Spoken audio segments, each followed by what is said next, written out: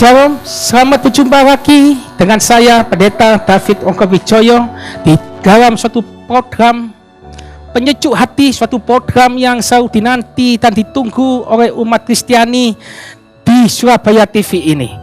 Saudaraku yang kekasih dalam Tuhan, pada pertemuan kali ini saya ingin berkhotbah dengan sebuah tema kegagalan adalah proses menuju suatu keberhasilan.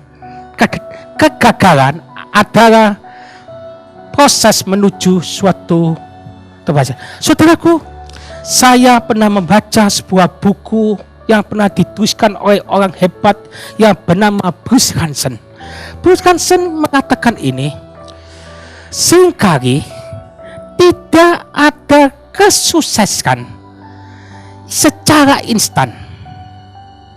Ya, secara instan, ya, adalah tanda panggilan yang sejati. Tuhan lebih arti dari kata kalimat ini mengatakan, jangan saudara bersedih, jangan saudara kecewa, jangan saudara kecut hati ketika saudara memulai suatu panggilan, memulai sesuatu usaha, pekerjaan, bisnis apapun. Ketika sudah memulai sesuatu dengan kegagalan, ini menunjukkan suatu tanda panggilan yang sejati. Saudaraku yang kekasih dalam Tuhan, ini adalah tanda suatu bukti panggilan sejati supaya saudara lebih kuat, lebih tegar untuk berusaha, untuk tekun, supaya apa yang saudara cita-citakan, saudara ingin, supaya saudara mencapai suatu keberhasilan. Saudaraku, Bruce Hansen di dalam buku ini juga menuliskan, banyak orang-orang hebat, saya katakan bukan semua, ya, banyak orang-orang hebat yang dimulai dengan sesuatu kegagalan demi kegagalan lebih dulu. Banyak orang gagal, tapi akhirnya, endingnya, orang itu mencapai suatu kesuksesan yang luar biasa. Dan saya menemukan banyak itu. Saya pada saat ini, pada pertemuan kali ini, saya akan memberi satu contoh aja. Saya punya contoh banyak, tapi saya menghemat waktu saya. Saya beri contoh, ada seorang pemain sepak bola yang hebat. Dia menjadi pemain sepak bola terbaik di dunia ini di tahun 2010. Kalau saudara penggemar sepak bola yang senang hobi sepak bola pasti kenal dengan nama ini. Nama ini bernama Lionel Messi, seorang pemain sepak bola dari Argentina. Dia memulai sesuatu yang baik. Pertama, dia seorang pemain sepak bola yang bisa meriuk tubuhnya, mendiring bola dengan kecepatan yang sulit direbut bolanya itu. Tapi dia menghadapi suatu masalah, sehingga teman-temannya, manajernya maupun orang banyak mengatakan bahwa dia akan gagal menjadi pemain sepak bola yang hebat di dalam dunia ini. Dia pergi ke dokter, dia memasang diri karena Lionel Messi mempunyai tinggi badan yang sangat pendek, kurang dari 140. Dia pergi ke dokter, dia memeriksa, dan dia dikatakan di dalam dokter ini bahwa dia mempunyai masalah di dalam hormon pertumbuhannya, sehingga dia sangat pendek. Sebagai pemain sepak bola dan sebagai seorang laki-laki juga, tinggi yang tidak sampai 140 itu membuat dirinya pendek. Dan banyak orang memprediksi, mengatakan bahwa dia akan gagal. Dia tidak akan menjadi pemain bintang di dunia itu.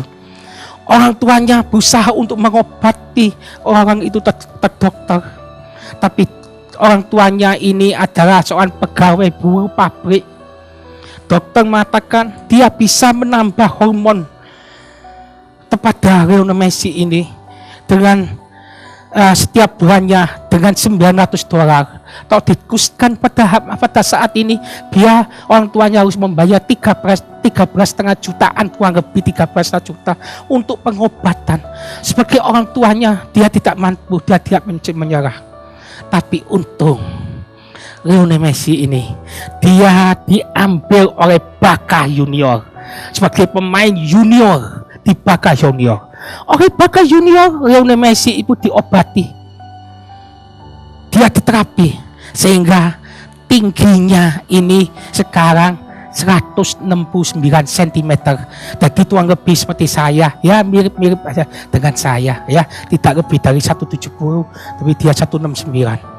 Dan dia di tahun 2010 dia dinobatkan sebagai pemain dunia yang terbaik. Saudaraku, Lionel Messi memulai sesuatu dengan kegagalan demi kegagalan. Orang lain memvonis dia akan gagal, dia tidak mungkin mencapai puncak kesuksesannya dia tidak mungkin mencapai puncak apa yang dia ingini. Tapi saudaraku, dengan tekun dan percaya kepada Tuhan, ada suatu ayat di Yesaya 34, dengan tinggal tenang di situ terletak kekuatanmu. Katakan kita pada Tuhan. Sebab itu dia Lionel Messi hari ini bisa menjadi bintang. Saudaraku, di dalam Alkitab saya dan di dalam Alkitab saudara, ada seorang hamba Tuhan yang memulai sesuatu. Bayangannya dia seperti seorang hamba Tuhan dengan gagal demi gagal. Dia berusaha dekat dengan Yesus, tapi dia gagal dan gagal. Saudaraku yang kekasih dalam Tuhan, pada saat pertemuan ini, nanti Pendeta Benny akan membacakan Matius 26 ayat 69 sampai 75. Kita membacakan dengan cepat supaya menghemat waktu kita. Matius 26 ayat 75. Sementara itu Petrus duduk di luar halaman, maka datanglah seorang hamba perempuan kepadanya, katanya, engkau juga selalu bersama-sama dengan Yesus orang Galilea itu. Tapi ia menyangkalnya di depan semua orang, katanya, aku tidak tahu apa yang engkau maksud. Ketika ia pergi ke pintu gerbang, seorang hamba lain melihat dia dan berkata kepada orang-orang yang di situ, orang ini bersama-sama dengan Yesus orang Nazaret itu. Dan ia menyangkalnya pula dengan bersumpah, aku tidak kenal orang itu. Tidak lama kemudian orang-orang yang ada di situ datang kepada Petrus dan berkata, pasti engkau juga salah seorang dari mereka, itu nyata dari bahasamu. Maka mulailah Petrus mengutuk dan bersumpah, aku tidak kenal orang itu. Dan pada saat itu berkokoklah ayam. Maka teringatlah Petrus akan apa yang dikatakan Yesus kepadanya, sebelum ayam berkokok, engkau telah menyekal aku 3 kali. Lalu ia pergi keluar dan menangis dengan sedihnya.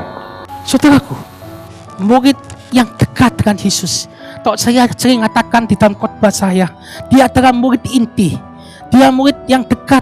Dia adalah Petrus, Yohanes, dan Yakobus adalah murid yang inti yang selalu dekat dengan Yesus. Tapi murid itu menyangka. Yesus pernah mengatakan kepada Petrus, karena Petrus ini orangnya senangnya cas bang, sana suka ngomong cas bang. Sebab itu Yesus pernah katakan, nyala iblis dari hadapanmu, ya, gembalakan domba-dombaku, ya, banyak yang Yesus katakan. Tapi hamba Tuhan ini memulai sesuatu pelayanannya itu dengan kegagalan demi kegagalan. Dia gagal.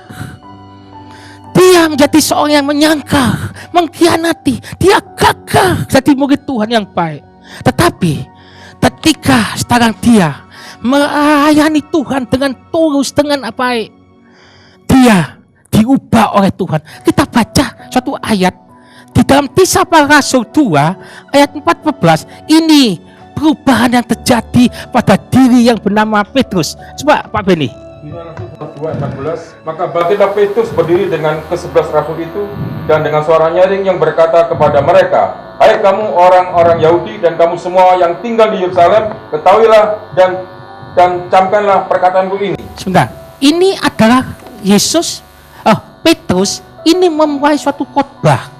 Saya tidak melanjutkan karena khotbahnya Petrus juga panjang. Saya tidak melanjutkan, tapi saya cat di ayat yang ke-41. Ini akhir dari khotbah Petrus. Ayat 41. Orang-orang yang menerima perkataan itu memberi diri dibaptis, dan pada hari itu jumlah mereka bertambah kira-kira 3.000 jiwa. Saudaraku, seorang yang pernah gagal, seorang hamba Tuhan yang pernah menyangkal, Yesus, yang tidak mengakui Yesus sebagai gurunya, yang menjadi seorang pengkhianat. Tapi ketika Yesus merubah, setelah hamba Tuhan ini berkhotbah, saudaraku, 3.000 orang bertobat dan dibaptis menerima Yesus. Saya tidak tahu hamba Tuhan ini hidup di saat zaman sekarang ini, di saat ini hamba Tuhan itu seperti apa. Saya seperti hamba Tuhan untuk mencari sesuatu, nyari pertumbuhan 10-50 orang aja susah setengah mati. Gereja, saya punya teman, Pak, tambahan gereja saya sudah bertahun-tahun tidak tambah. Tolong Pak David bantu ini. Banyak untuk bertambah. Saya tidak tahu pendeta ini hebat sekali.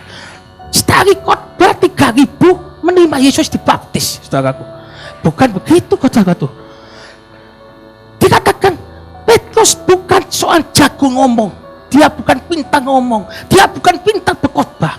Tapi ketika dia berada berserah pada Tuhan, Petrus, apa yang dipunyai Yesus? Coba kau Bendi.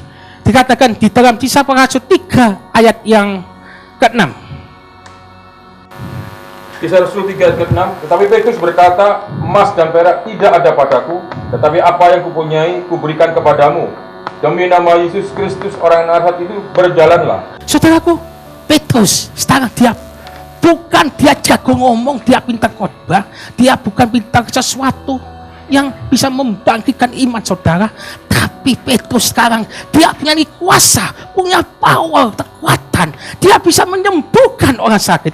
Pengemis yang ada di depan bait suci itu, ketika Petrus masuk, tahu itu, pengemis itu meminta karena dia lumpuh, dia tidak bisa bekerja, dan dia ingin Petrus untuk memberi sedekah.